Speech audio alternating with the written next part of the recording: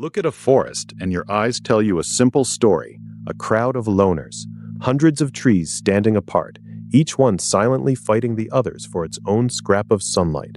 It is the most peaceful scene in nature. It is also a lie, because under your feet, those trees are not separate at all. They are wired together into a single, sprawling network, and that network is running a hidden economy of trade, rent, poison, and theft. The wiring is not what you think. It is not the roots, it is fungus. If you could peel back the soil, you would find a tangle of pale threads finer than a human hair, spreading out in every direction, weaving through the roots of almost every tree around you. A single teaspoon of forest floor can hold several kilometers of them. Multiply that across a whole forest, and you are standing on one of the largest living structures on Earth. Scientists gave it a nickname that stuck, the Wood Wide Web, and the comparison is sharper than it sounds. Because like our internet, this thing is not just plumbing. Real cargo moves through it. Sugar, water, nutrients, chemical messages, warnings, even sabotage. The forest, it turns out, is constantly talking to itself. The only question is what exactly it is saying, and who is really in charge of the conversation. And this deal is ancient. Plants and fungi struck this underground bargain almost 500 million years ago, before there were forests, before there were flowers, before anything with a spine had ever crawled onto land. The partnership is older than trees themselves. The story starts in the 1990s with an ecologist named Suzanne Simard. She ran an experiment that quietly broke one of biology's oldest rules. She took neighboring trees, fed them 2 different kinds of tagged carbon, a kind she could trace, and then waited to see where it ended up. What she found stopped people cold.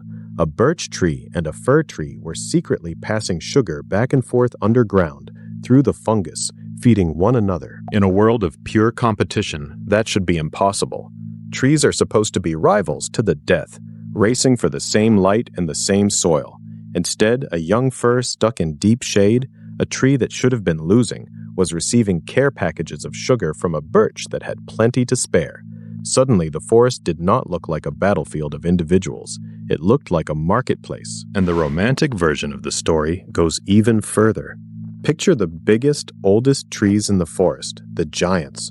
Some researchers call them mother trees. The idea is that they sit at the center of hundreds of underground connections, pumping their spare sugar out to struggling seedlings in the gloom below, keeping the next generation alive. A forest raising its own children through a fungal umbilical cord.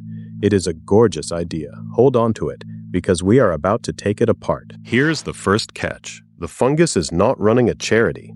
It is running a business, and it charges rent. To stay plugged into the network, every tree has to hand over a cut of every meal it makes out of sunlight. In some forests, that fee climbs to nearly 1/3 of all the sugar the tree produces. Stop and feel that number. 1/3 of everything you earn every single day, just for the privilege of staying connected. And the fungus is no passive pipe. It behaves more like a trader working a market. It can sense which trees are generous partners and which ones are stingy, and it steers nutrients toward the ones that pay well, while quietly starving the cheapskates. Biologists have watched a fungus withhold nutrients from a stingy root and reroute them to a better paying one in real time. It keeps accounts, it settles debts.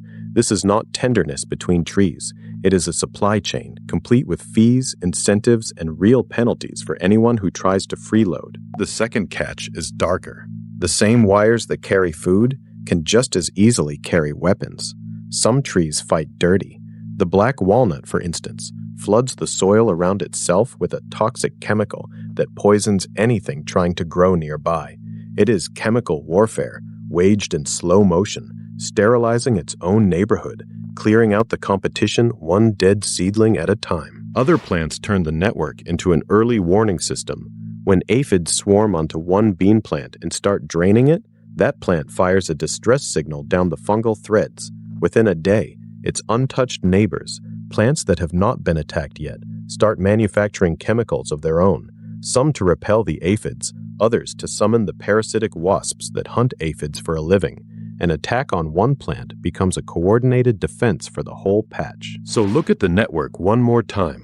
It is a trade route and a war zone at the very same moment.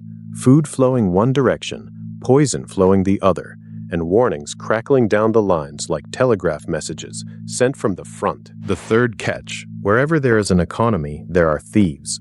Push deep into the darkest part of the forest floor, and you might find a strange, waxy white plant with no green in it anywhere. No chlorophyll, no leaves worth the name, no way to catch sunlight and feed itself. It looks like something that crawled out to die. It is not dying at all. It is a hacker. This ghostly little plant has broken into the fungal network and hooked itself up to the grid. And it is stealing, siphoning sugar straight out of the system that the trees worked and paid for, while giving absolutely nothing back. A perfect parasite, living off the forest's economy without contributing a cent. And it is not alone. Many orchids run the exact same con when they are young, robbing the network for years until they finally grow up enough to pay their own way. And theft is only the start. Some plants use the network to eavesdrop, listening in on their neighbors' distress signals and quietly arming their own defenses without ever being touched. Free intelligence stolen straight off the wire. Every open network, it seems, eventually grows its spies. And now the twist that really gets under your skin. In 2023, a team of scientists did something unfashionable. They went back and reread all the famous studies behind the Wood Wide Web, carefully, skeptically, and they argued that the most beautiful parts of the story have been badly oversold. That warm idea of mother trees deliberately feeding their own offspring through the network, they found no solid published proof of it, none. Now be careful here. The wires are real. The fungus is real. Sugar really does move between trees. What is actually in dispute is the meaning of it all. How much the trees are truly cooperating versus a fungus quietly running the entire operation for its own benefit, using the trees as batteries. And that argument is now a genuine scientific brawl, fought in the journals just as fiercely as it is fought down in the dirt, which might be the most fitting ending imaginable. We reached into the ground, found something wondrous, and immediately wrapped it in a comforting fairy tale about trees helping trees, and the forest simply kept it secret, leaving us up here arguing about the story, while the real deals keep closing in the dark, exactly where we cannot see them. The more we dig, the more the forest starts to look like a mirror, quietly handing us back whatever story we most wanted to believe. So why should any of this matter to you, standing on the outside of it? Because if a forest is one connected system, not a bag of separate trees, but a single wired organism, then cutting it down means something far worse than we ever assumed. Fell one giant hub tree, and you are not just removing a single trunk from the landscape. You may be severing hundreds of underground connections in one stroke, collapsing a section of the network, cutting off the seedlings that were feeding through it, and knocking out the alarm system that an entire neighborhood of plants was relying on to survive. Replant the ground with fresh saplings and you get the trees back, but not the network. That underground wiring can take a lifetime to rebuild if it ever fully does. And here is the part that should unsettle you. A whole hillside can lean on just a handful of these giant hub trees, so felling even a few can quietly darken the network for an entire stretch of forest at once. You are not killing a tree. You are pulling the plug on an internet. So the next time you step into the woods and it wraps you in that famous total calm, stop. And remember what the calm is hiding. Under every quiet footstep, a marketplace is trading, an army is signaling, thieves are working the wires, and somewhere below you, a fungus may be running the whole show. The forest was never a crowd of lonely trees. It is a civilization, and it has been keeping its business to itself for 400 million years.